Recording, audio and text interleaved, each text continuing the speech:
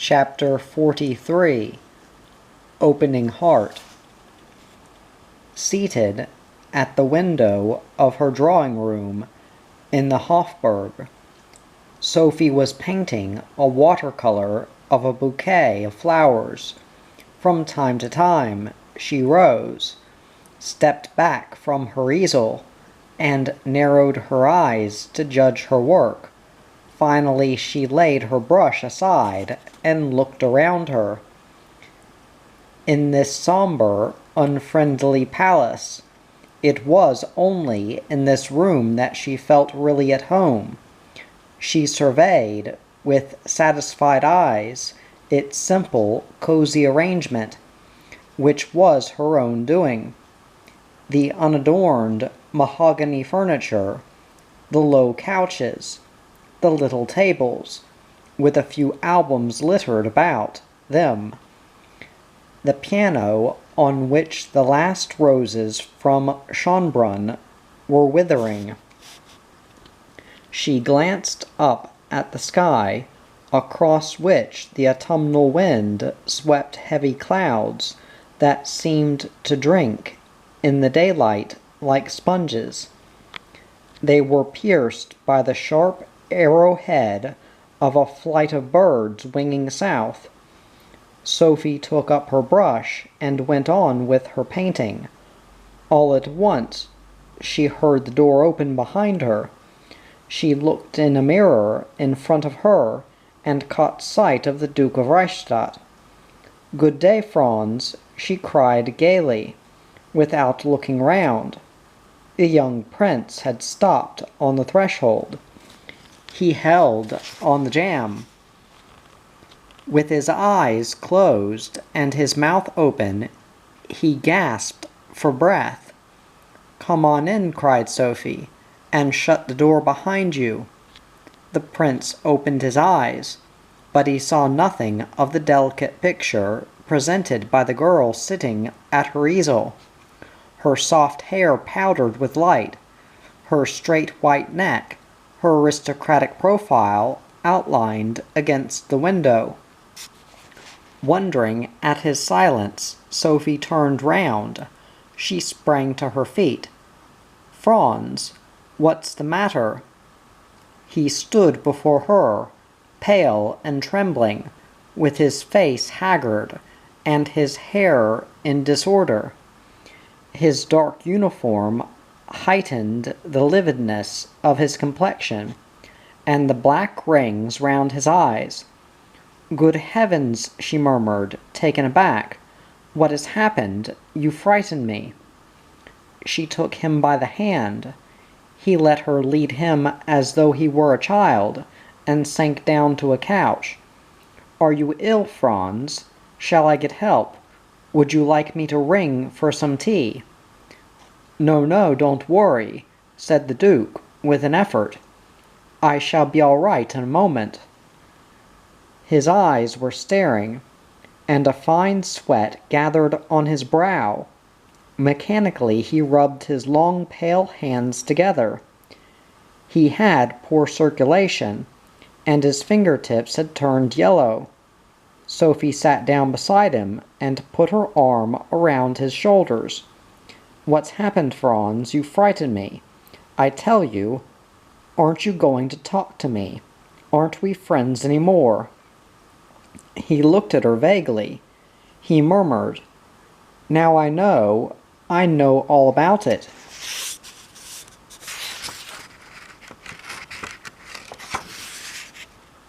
"All about what?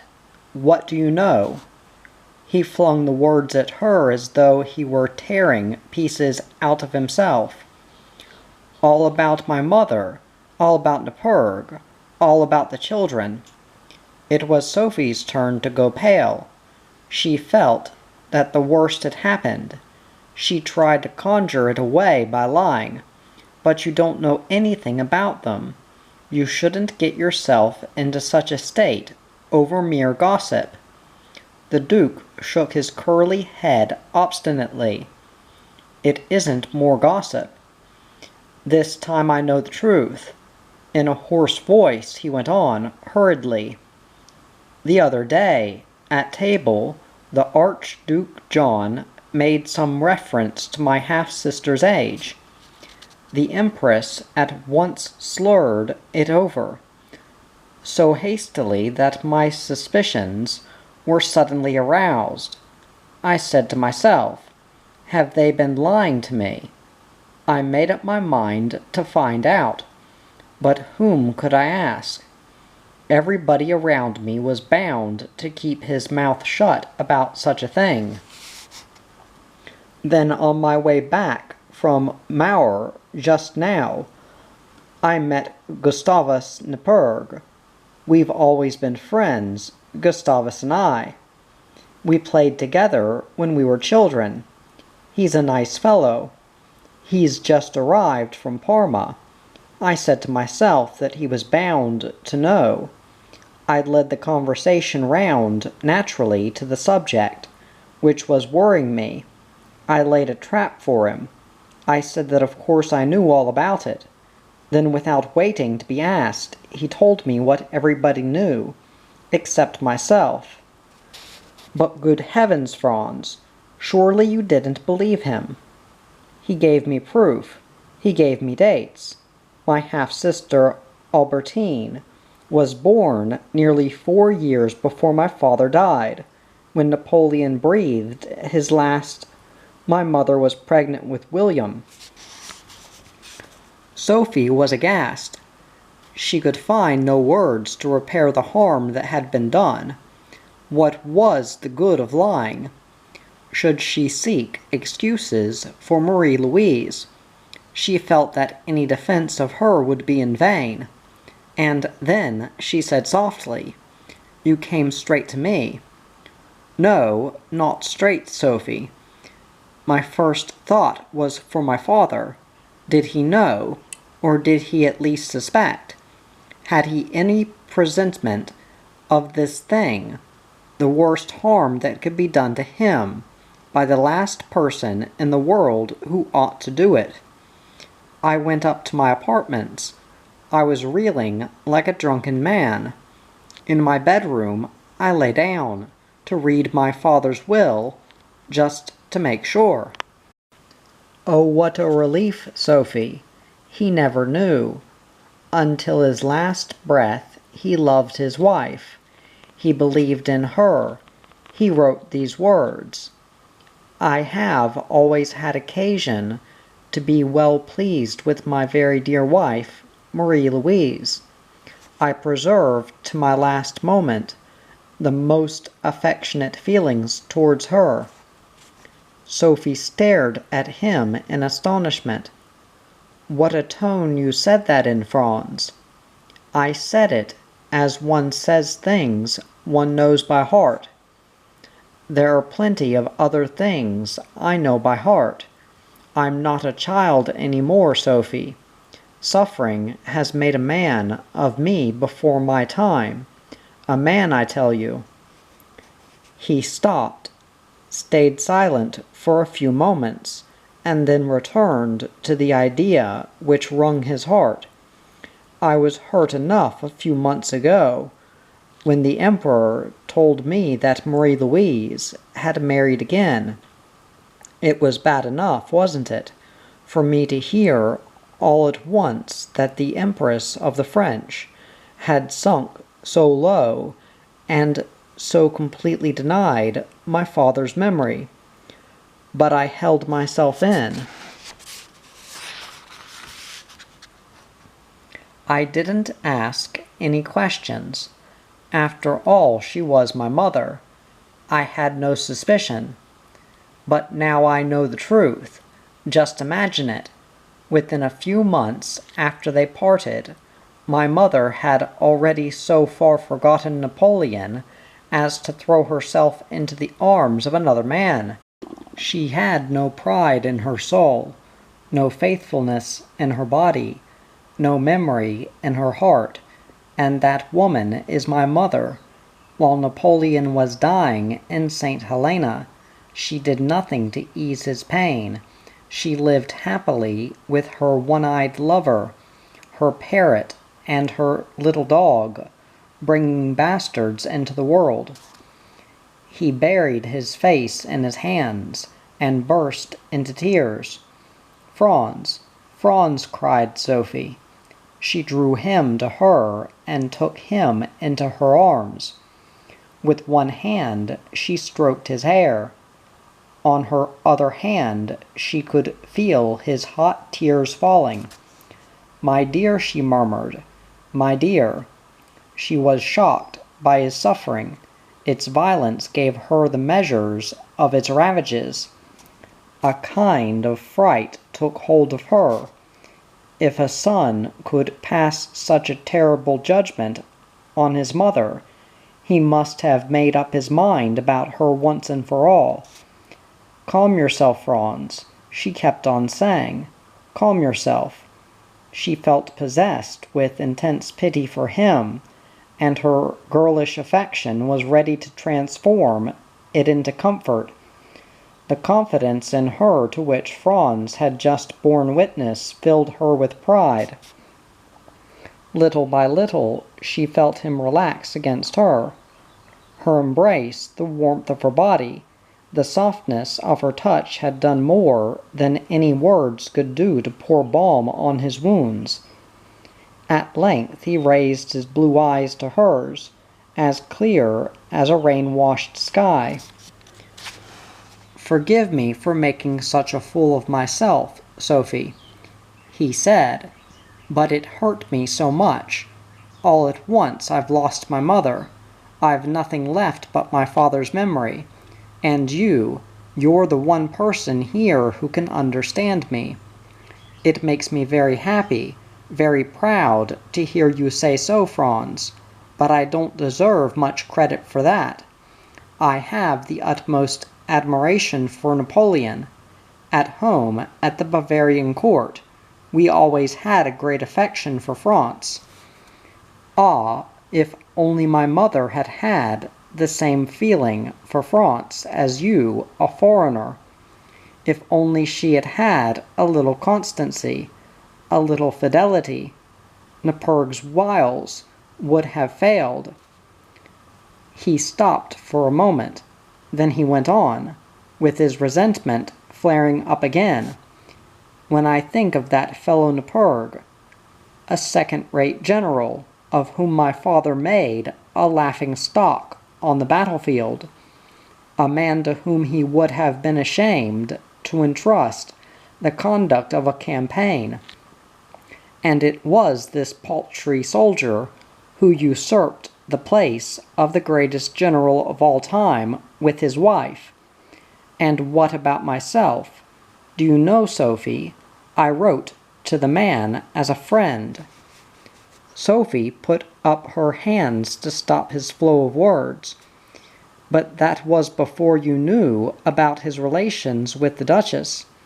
"That may be, but when I think that I, Napoleon's son, thanked my mother's lover for his kindness, when I think that I asked him for advice, Sophie, I cannot recall those letters of mine without rage and humiliation.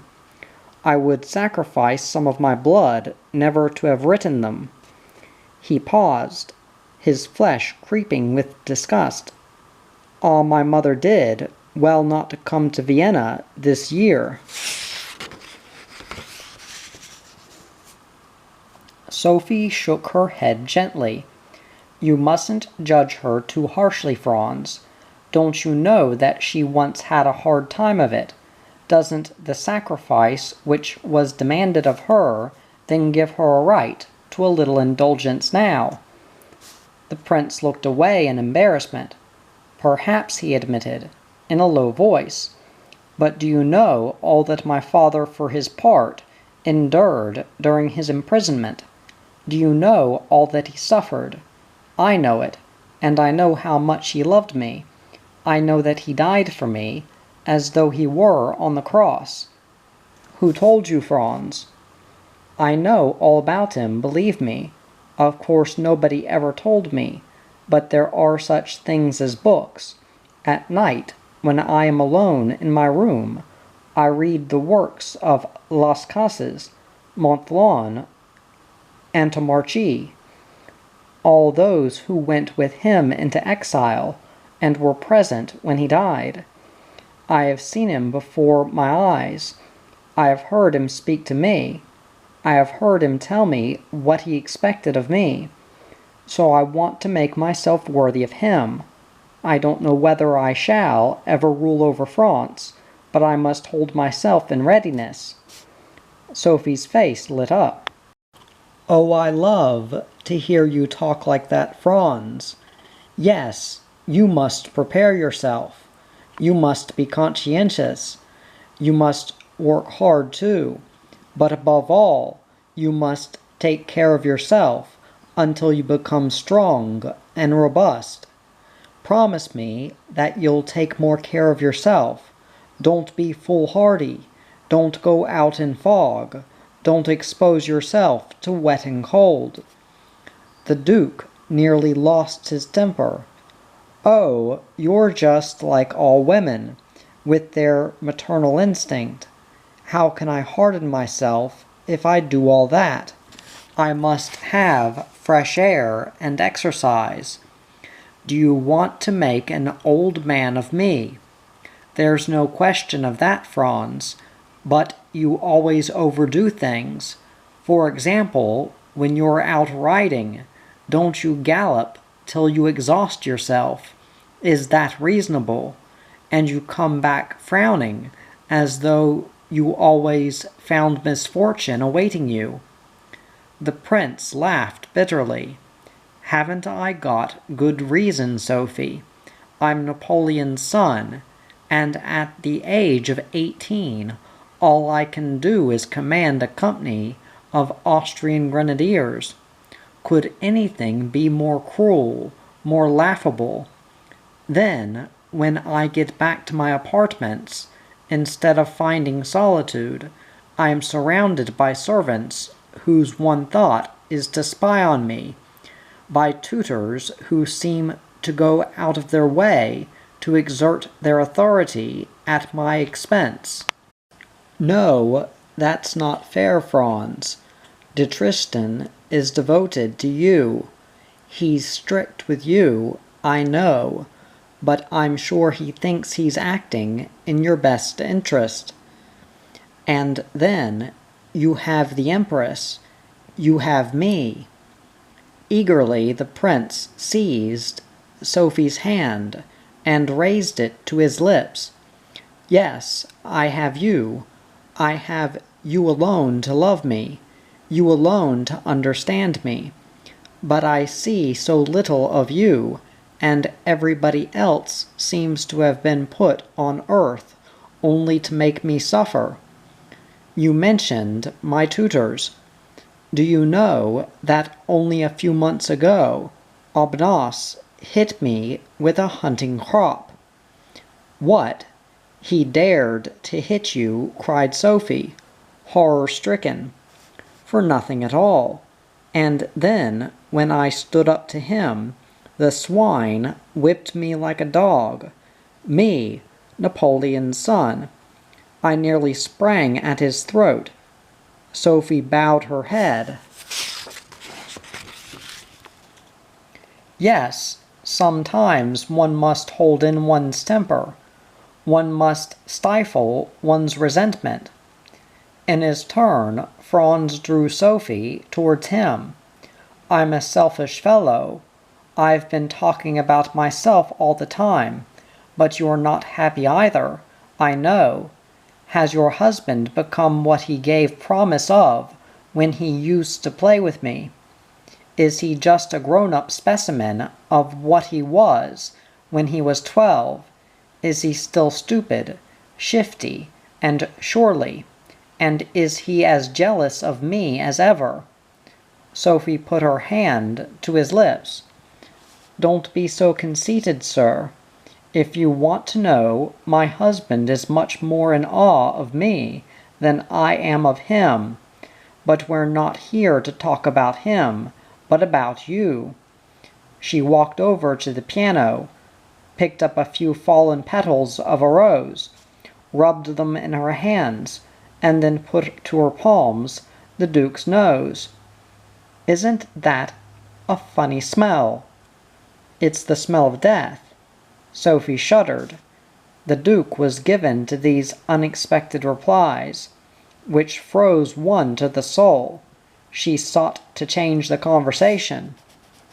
Franz, do you ever think about your future? The Duke stared at her as though the question pained him. How can you ask me such a question, Sophie? Yes, I think about it. I never stop thinking about it, especially at night. I question fate, but it always gives me the same answer. What can I expect from it? I, an Austrian princeling with clipped wings.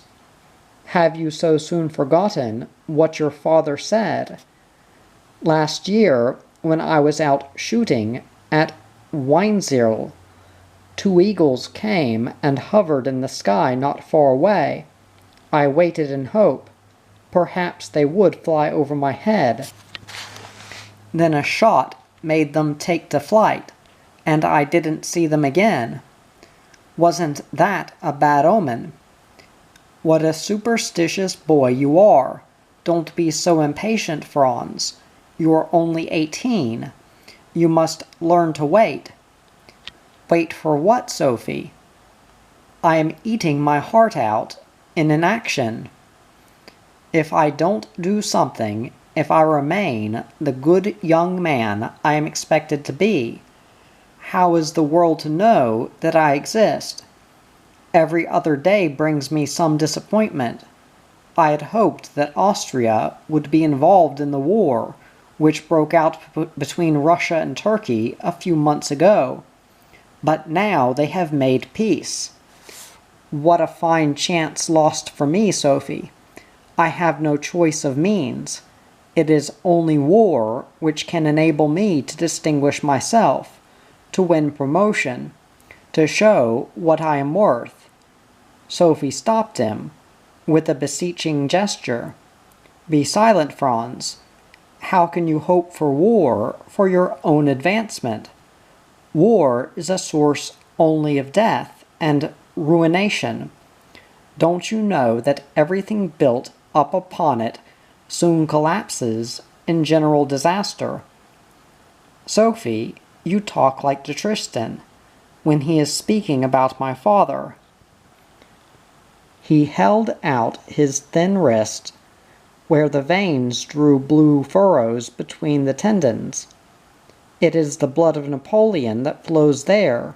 Whatever I may do, it carries me like a torrent towards the same fate. But Sophie was gently persistent. Times have changed, Franz. If your father could talk to you, he would counsel moderation. It is about France that you must think. Do you imagine that your throne there would be secure if you want it back by blood and fire? Certainly not. I shall never go back to France unless the whole nation summons me. I have no intention of intriguing against France.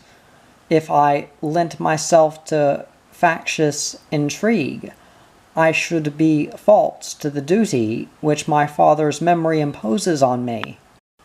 That is a wise decision, and a high-minded one, but probably it is based on an illusion. What do I know about France? Nothing, or at least not much. To be sure, I have some friends there, but are they so many as Barthélemy makes out in his poem? One must always distrust the dreams of poets. The one sure thing is that a barrier has been raised between me and my native land. By whom? By Metternich, by my mother, by the emperor, by other people. Oh, I know, they say they act only for my good, but their concern for my future has taken the form of the most hateful kind of persecution. You go too far, Franz. Everybody here is fond of you. Everybody wants to see you happy. People may be fond of me, but they are fond of me in the wrong way. In his will, my father left me his personal belongings, his books, his jewelry.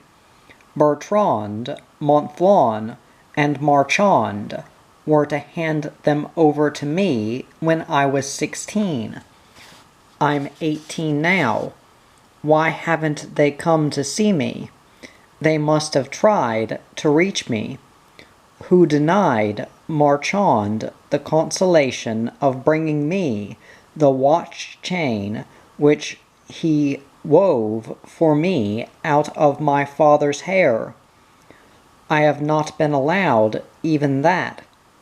Ah, Sophie, Metternich, and the Emperor Francis must have been very much afraid of my father, when 8 years after his death they are still so scared of his great coat, a pair of his slippers, a lock of his hair.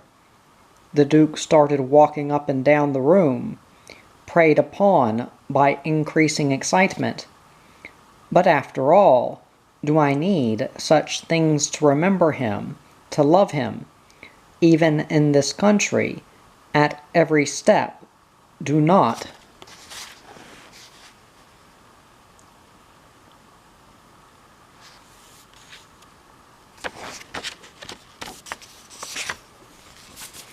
The sky, the stones, the trees talk to me about him. What about the score of victories he won on the battlefields of Austria?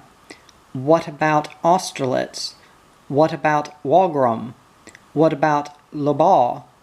Napoleon's shade still dwells in Schönbrunn, and it is ready to answer my summons. Sophie stared at him in astonishment. She found in him a man whom she had never suspected. He went on walking up and down, with disheveled hair and flashing eyes, hunching his shoulders, just as Napoleon used to do when he was in a towering rage.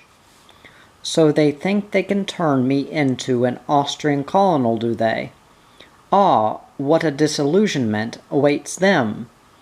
They have done everything to stop me remembering, but I remember despite them. My father's picture is in my heart. If they want to get rid of it, they will have to tear out my heart with it. In dismay, Sophie rushed at him and flung her arms around him. "Stop, Franz, I beg of you. You'll make yourself ill." They stood face to face. Franz was a whole head higher than Sophie. The difference in their ages had ceased to matter. Their common way of looking at things, their common understanding of the world, put them on the same intellectual level. Sophie raised her fine eyes, all aglow to Franz. Her long lashes flickered over them, dewy with emotion. It was now for the first time that Franz really noticed how pretty she was, the heavy coils of her hair, the sweetness of her lips, the grace, the whiteness of her neck, set off by a dark velvet ribbon. In her print gown, adorned with bright flowers, with sleeves which spread out like wings, she looked like his good fairy. "You are going to be a great man, Franz," she murmured. "I shall be proud of you. You will rule over France." He bent over her. His sufferings, his troubles, his anxieties seemed to dissolve in the brightness of the smile which Sophie bestowed upon him. He felt stronger, at peace with himself. "Do you really think that I shall rule over France some day?" he asked. "I am sure of it, Franz. I have faith in you." They lived through that miraculous moment when the friendship that links a man and a woman is transformed into love. With her 2 hands, Sophie brushed aside the fair curls which clustered around Franz's face. She took his pale face in her cool hands. In a grave tone of voice, as though she were taking a vow, she said, "I love you, Franz. Let me kiss you on that fine brow of yours." Franz closed his eyes. "It is my father's brow," he said with loving pride. Chapter 44. A Father Refound. A chilly night hemmed in the Hofburg. At this late hour, everything in the old palace was dark and silent. Only one long rectangle of pale gold pierced the black front, overlooking the main courtyard. The Duke of Reichstadt was sitting up in his apartments, consisting of 3 quite simple, modestly furnished rooms: a waiting room, a drawing room, a bedroom. The prince sat at his desk. The light of a big oil lamp strove with difficulty against the darkness gathered in the corners of the big room. In the gloom could be made out a broad bookcase with a bust of the Emperor Francis on top of it, a panoply of arms mounted on a black wooden pedestal, and a relief plan of Marie Louise's palace at Sala. When the Duke raised his eyes, he could see hanging on the wall the portrait of his father painted by Gerard. Napoleon was in uniform of colonel of the light infantry of the guard. His hanging lock divided his thoughtful brow. His mouth was firm with a droop of bitterness at the corners of the lips. Wherever his son went in the room, Napoleon's eyes followed him, brooding melancholy. Midnight had long since struck on the drawing-room clock, which represented 2 angels contemplating the sacred fire. The Duke was reading, with his fingers buried in his curly hair. Around him books were heaped: Ossian's Songs, Jerusalem Delivered, and a whole pile recalling Napoleon's life, Antimarchi's and O'Mara's memoirs, books by Monthlon, Ségur, Bourrine, and several other writers. The Duke was rereading Las Casas Memorial of St. Helena. The hours went by. He was outside of time in another world. These books were his most precious possessions, for they gave him back his father. Hitherto, when he ransacked his recollections, he had found nothing but a chaos, shapeless and somber. All that stood out from it was an immense palace, a great stir of soldiering, and 2 strong arms that lifted him up in the air. But what was his father really like? When he appealed to his memory, only a shade, with no face, no reality, rose out of his past. Despite all his efforts, he could endow it with no warmth of coloring, no flesh and blood, no life, nothing derived from himself. How often his impotence had infuriated him!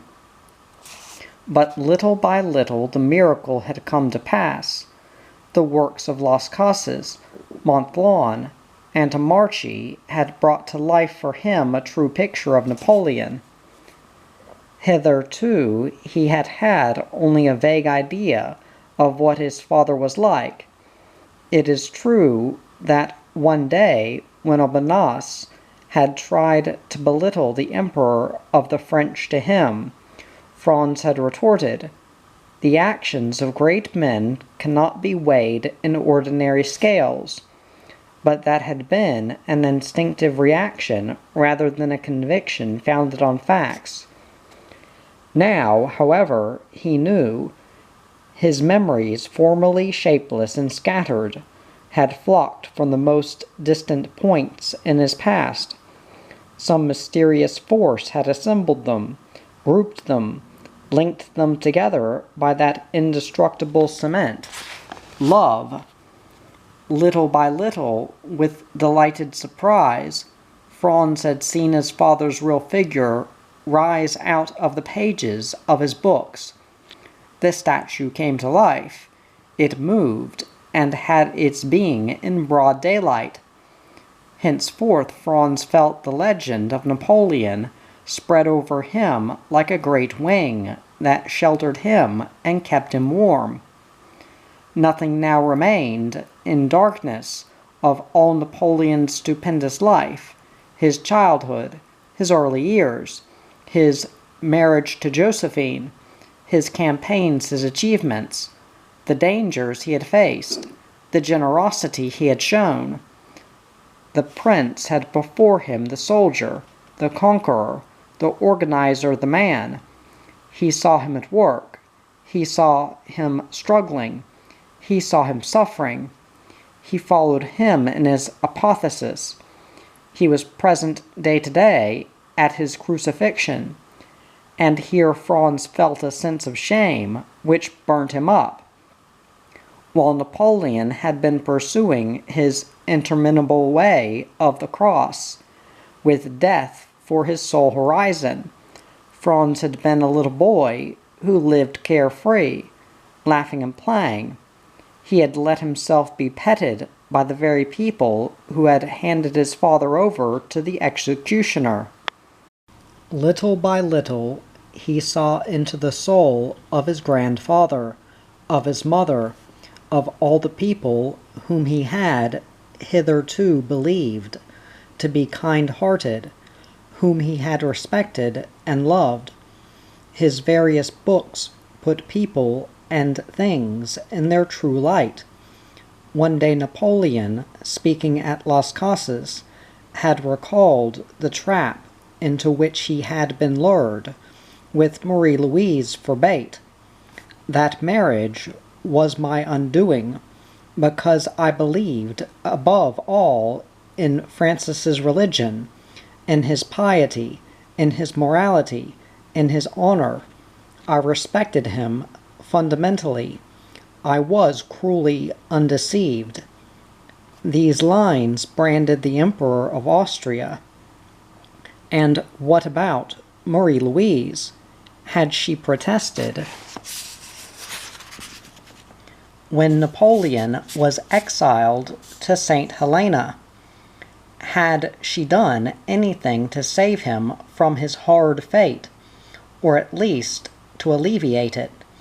She had done nothing, not one act, not one word, not even one thought had been forthcoming from her on the outlaw's behalf.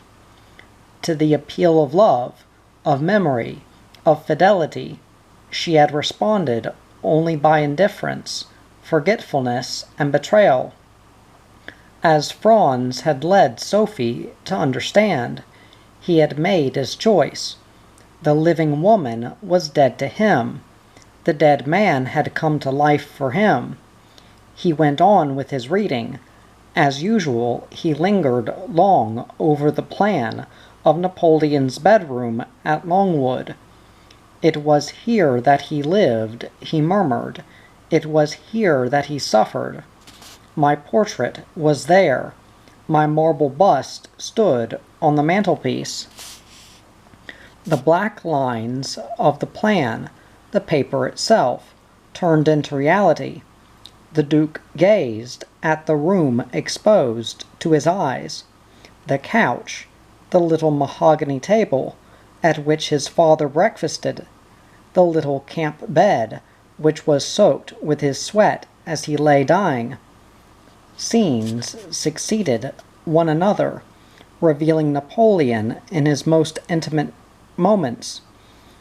The Duke saw his father standing up, stripped to the waist, shaving himself in the window recess, with his two valets on either side of him, Marchand holding brush and soap, Ali holding a mirror.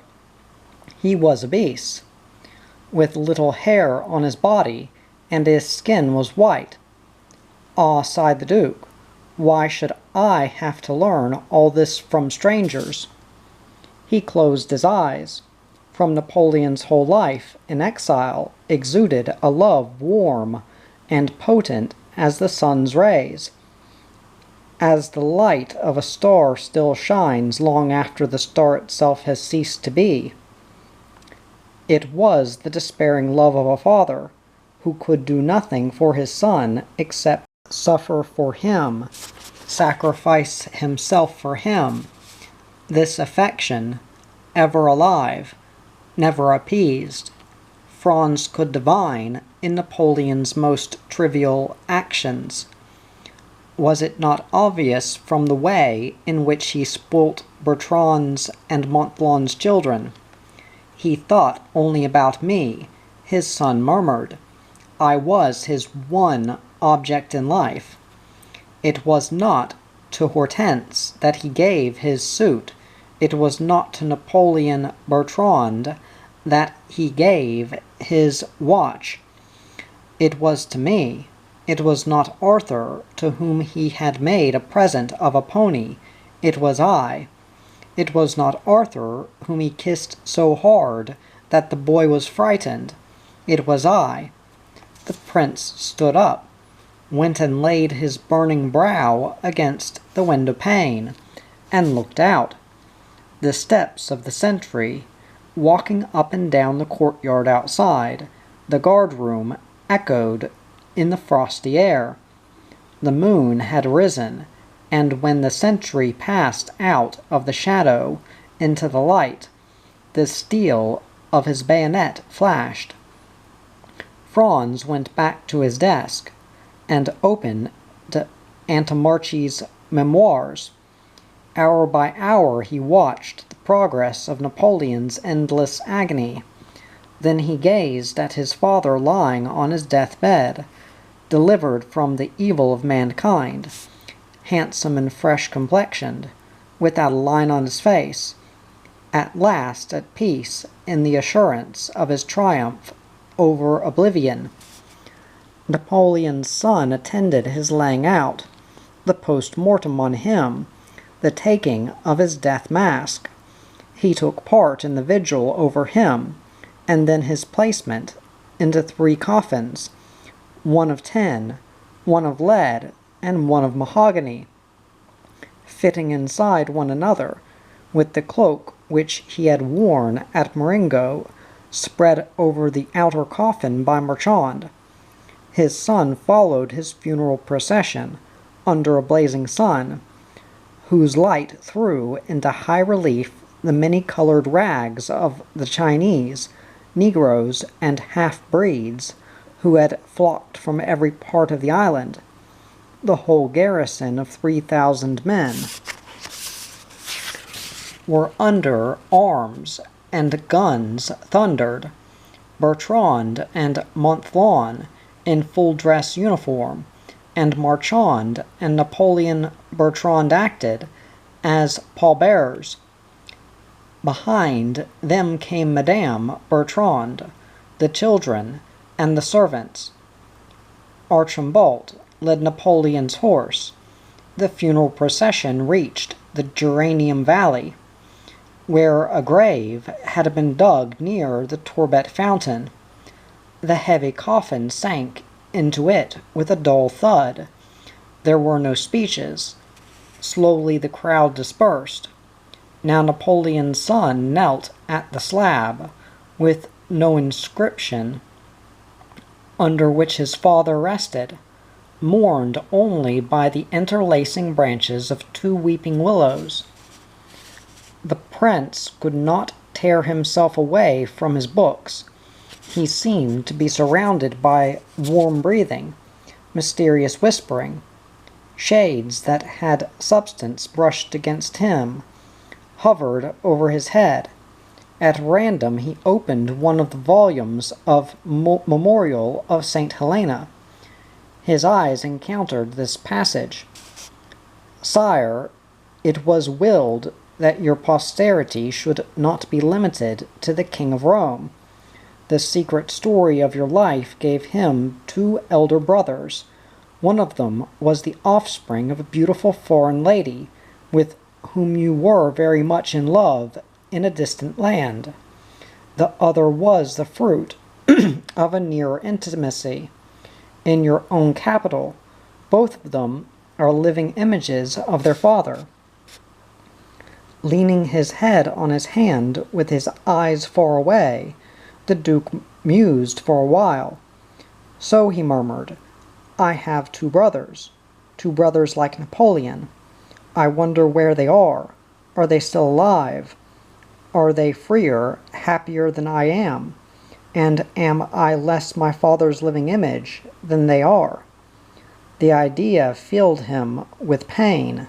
He rose to his feet, picked up the lamp, crossed the room, and held the lamp aloft in front of Napoleon's portrait. He stood there for some time, with the lamp in his hand, anxiously studying his father's face. Then he planted himself before a mirror, brushed back his curly hair, and fearfully examined his own pale face, with its dark-rimmed eyes.